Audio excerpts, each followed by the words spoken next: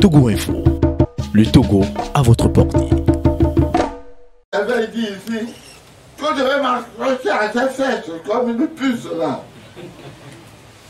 Jusqu'à ce que ce voleur restitue ce qu'il a volé au peuple togolais.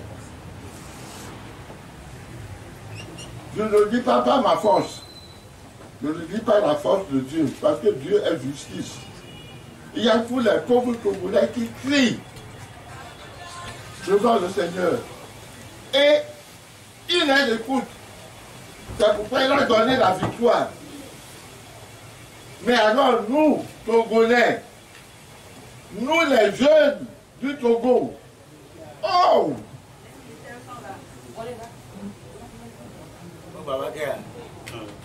Oh! Nous les jeunes du Togo, vous avez perdu votre ardeur.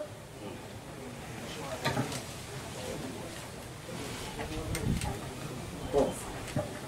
Et à 90, c'est les jeunes qui ont déclenché, la révolution qui a conduit à la conférence nationale souveraine. Et puis, les jeunes de Yekonakwe ont mis en fuite des camions de militaires conduits par Barquet, le ministre Barquet, pour venir me chercher, pour venir me prendre.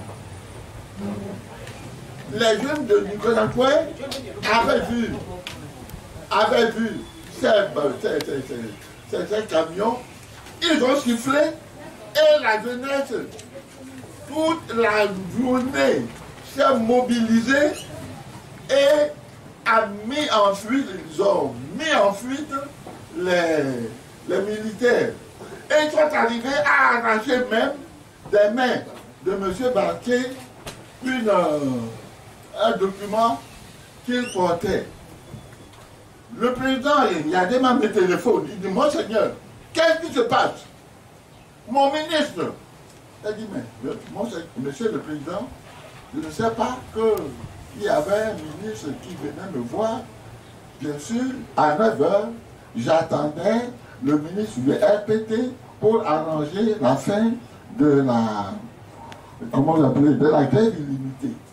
Et alors, il a été précédé par des camions de militaires. Il dit, qui les a envoyés? Et moi, je ne sais pas. Mais, monseigneur, ils ont arraché un document important à mon ministre. C'est grave, c'est grave. Le document m'a été apporté. C'était un bloc-notes vierge. À la première page, ils avaient fait seulement le cookie de la concession de la maison des sœurs avec les 5 portes par laquelle on pouvait entrer chez les sœurs pour me prendre. Voilà le document important.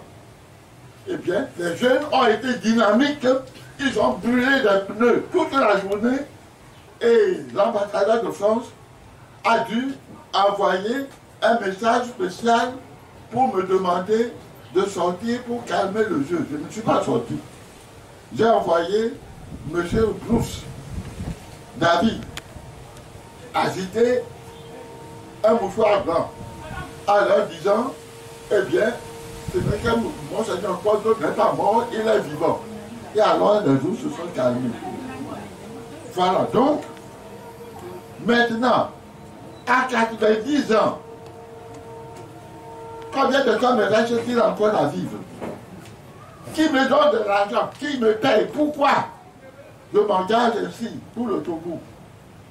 Et j'ai invité les vieux du 3e âge au bas-fond pour qu'eux, au moins, donnent l'exemple de la dynamique pour qu'ils puissent sauver le pays. Les jeunes sont venus, mais dès qu'il y a eu quelques échauffés avec des gaz hydromogènes, ils ont tous enfui. La jeunesse togolaise d'aujourd'hui, mais nous avons complètement baissé d'enthousiasme pour notre pays devant les jeunes de 90. réveillez-vous. Et maintenant, je dois m'en prendre aussi aux instances internationales. Je félicite d'abord les Américains, les États-Unis d'Amérique, qui ont eu le courage de reconnaître la victoire éclatante d'Aguillaume au cours de cette élection, et qui l'ont félicité et qui ont donné les chiffres exacts des électeurs qui se sont prononcés en sa faveur. Eh bien, je les remercie et je leur dis que le feu encore brûle la maison.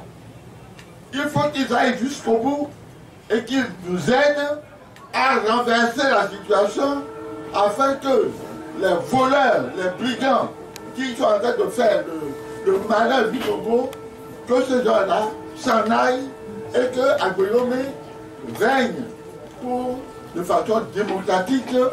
Nous avons un mandat de 5 ans et puis si c'est bien fait, un autre mandat de 5 ans et en aucun cas on ne recommence à dire Aguillaume est toujours au pouvoir, toujours ça n'existe plus. Ça n'existe plus. Mandat de 5 ans et si c'est bien, renouvelable 5 ans et un autre plan de pouvoir pour pouvoir aider le pays à sortir et à se développer. Mais